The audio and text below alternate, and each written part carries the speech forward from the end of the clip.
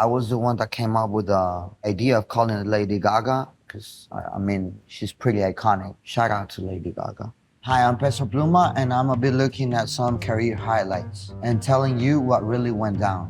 This is For the Record. So I'm looking at Ella Baila Sola, which was one of my favorite songs to ever do in my career. Obviously one of my most important ones.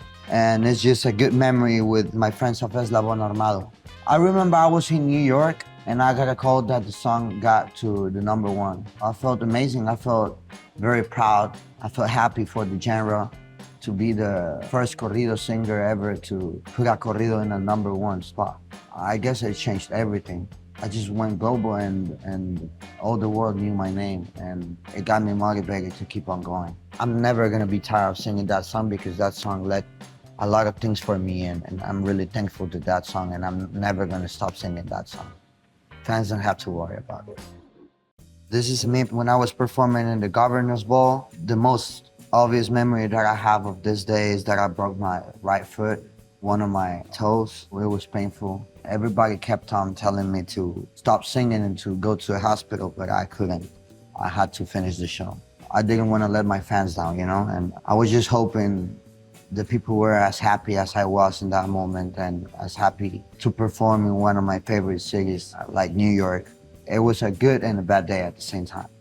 Something that I do every show, it's praying. I gather all my people, all my band musicians, the staff, the dancers, everyone, the engineers. It's just a quick little prayer, just whatever comes to my mind in that moment, and always thanking to God, the life and the career that He gave us and the opportunity to fulfill my dreams the way that I'm doing. This is me in the Grammys. I looked pretty good, fancy, elegant. I like the watch that I have on. It's a Jacob & Co. Roulette.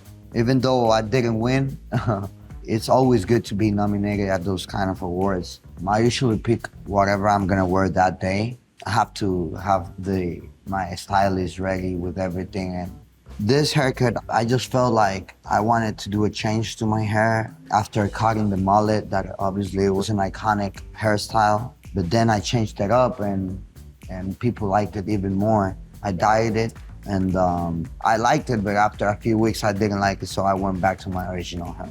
Do you miss your mullet? Sometimes, not right now. This is my original hairstyle, so the other one I didn't like it, but I have to keep it for the boys and the girls and for the kids in general, Okay, so this is me performing Lady Gaga. It was a very special show to me. I remember it was a sold out show. My family was there. To have my family there, it's a really good motivation. I was the one that came up with the idea of calling it Lady Gaga because, I mean, she's pretty iconic. Shout out to Lady Gaga. This is me from the New York Fashion Week with Tom Brown. He invited me to his runway show. It was a pretty amazing moment. It was my first runway show, so it was kind of weird situation for me. But being a corrido singer and being there for these special moments, I'm just glad to receive those invitations to be there. Well, usually my stylist has like different types, what I like, and then I pick. Sometimes I mix. I usually like to dress casual. The first thing that I see and the first thing that I love, that's what I'm gonna wear. Who is my style icon? Probably on my urban side, it's ASAP. On my casual side, Pharrell, Tyler, the Creator, Lil Yachty. Leo has a very good style. This is me in the MTV Video Music Awards. Pretty good outfit. I was looking sharp. My white silk suit. I always want to be different. Whatever everybody has, I don't want it. I like to be the black sheep. I like to be different than everybody else. I didn't like the mullet though. But it was a pretty good memory because it was my first time on the VMAs. First time again for a corrido singer to ever be there. That was the moment where I realized I was up there. It was good to say hi to a lot of figures that I just admire and respect so much, and it was a pretty good moment. This is me performing in the Rolling Loud.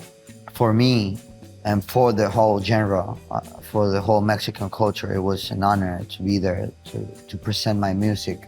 Me as a fan of the Rolling Loud for years, watching it, watching my favorite artists, who most of them are rappers. It was a special time.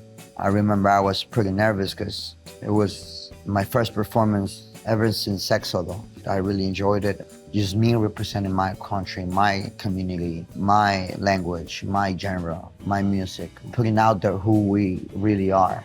And it's a very important thing for me because I know I'm part of this story of the Corridos, and we were part of changing it on the music side, talking about the Corridos, and I'm really glad to be one of them.